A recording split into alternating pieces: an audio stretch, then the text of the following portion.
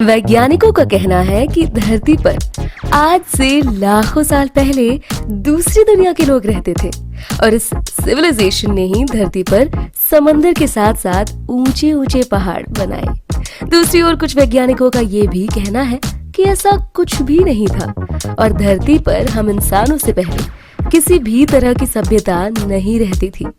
आज के इस वीडियो में हम यही जानने की कोशिश करेंगे कि धरती पर इंसानों से पहले किसी दूसरी सभ्यता के लोग रहते भी थे या ये मात्र एक अफवाह भर है। अर्थ अकेला ऐसा प्लैनेट है जहां लाइफ पाया जाता है और यही अकेला ऐसा ग्रह है जहां टेक्निकल सिविलाइजेशन का राइज हुआ है।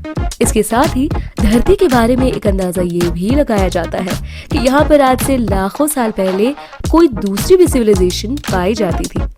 वैज्ञानिक अब तक भले ही कुछ गिने चुने ग्रहों की खोज कर पाए हैं, पर इस बारे में विशेषज्ञों का कहना है कि अकेले मिल्की वे में 10 बिलियन से ज्यादा ग्रह मौजूद हैं, जो आज भी हमारी पहुंच से बाहर है। और हो सकता है कि आज इन्हीं प्लैनेट्स पर किसी दूसरी तरह की सिविलाइजेशन इवॉल्व हो रही हो, जिसकी तलाश में वैज्ञानिक आज भी लगे हैं।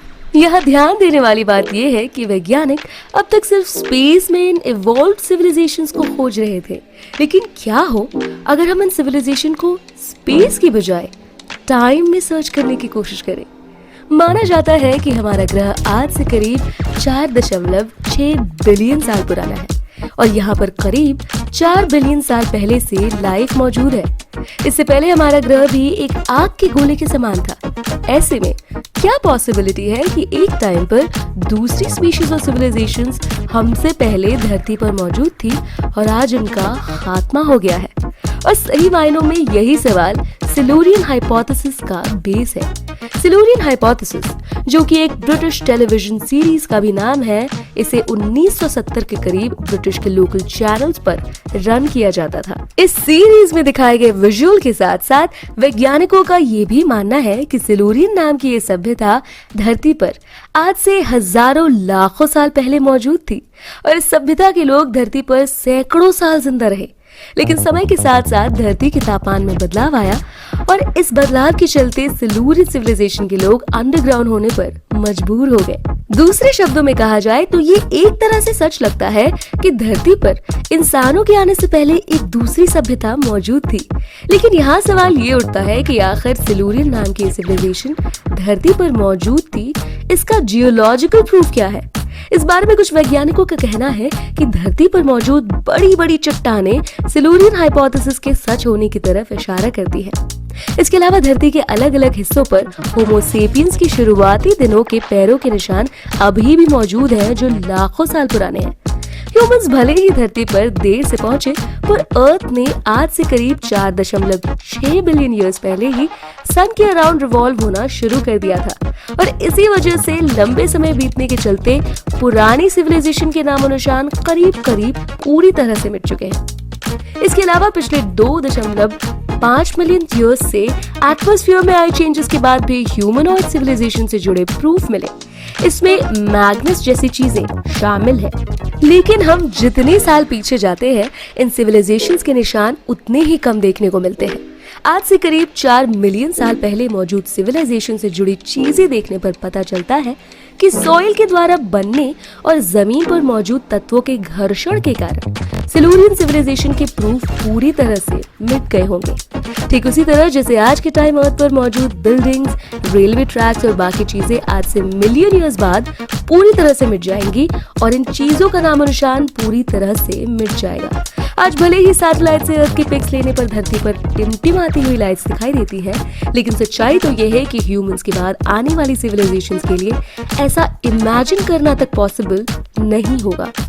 मतलब मिलियन ईयर्स बाद ह्यूमंस के खात्मे पर सेडिमेंटेशन और इरोजन के चलते इंसानों का नामो निशान भी पूरी तरह से मिट जाएगा।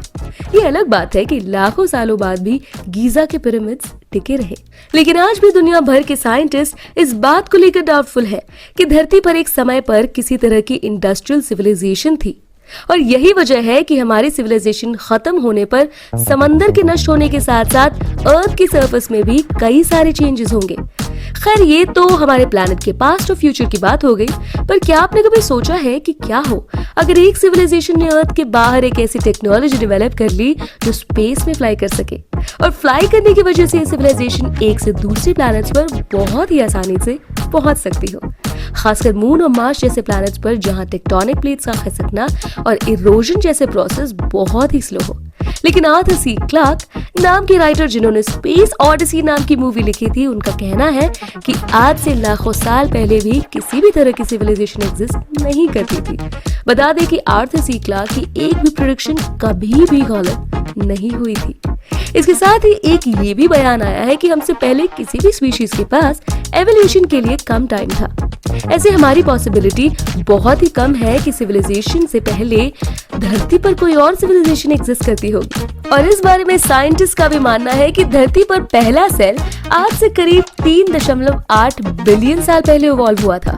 मतलब इतने कम समय में किसी भी सिविलाइजेशन को इवॉल्व ही नहीं कर सकती थी। ये अलग बात है कि धरती पर ह्यूमन सिविलाइजेशन से पहले एलियंस रहते होंगे या फिर वो धरती पर कई बार आए गए होंगे। ऐसे में सवाल उठता है कि आखिर एलियंस धरती पर क्यों आए होंगे। इस बारे में एक्सपर्ट्स का कहना है कि हमारा ग्रह बहुत ही ज्यादा खूबसूरत है और अर्थ से मून और सन की डिस्टेंस दूसरे प्लैनेट्स के कंपैरिजन में बहुत ही ज्यादा बैलेंस्ड है। इसी वजह से अर्थ का टेम्परेचर किसी भी प्लैनेट के कंपैरिजन में बैलेंस्ड है और हजारों लाखों सालों से मून के साथ साथ सन भी अर्थ का परफेक्ट टेम्परेचर और एटमॉस्फेयर बनाए हुए है। इसी वजह से वैज्ञानिकों का मानना है कि दूसरी दुनिया के लोग पहले धरती पर रह चुके होंगे। हालांकि इस बात को भी पूरी तरह से सच नहीं माना जा सकता। इसके अलावा धरती पर पहला वेजिटेशन भी आज से करीब आधा बिलियन ईयर पहले हुआ था। ऐसे में साफ है कि धरती पर इंसानों से पहले किसी भी तरह की सभ्यता मौजूद नहीं थी। अगर आपको हमारा यह वीडियो पसंद आया हो तो लाइक करें और अपने व्यूज को कमेंट में लिखना ना भूलें।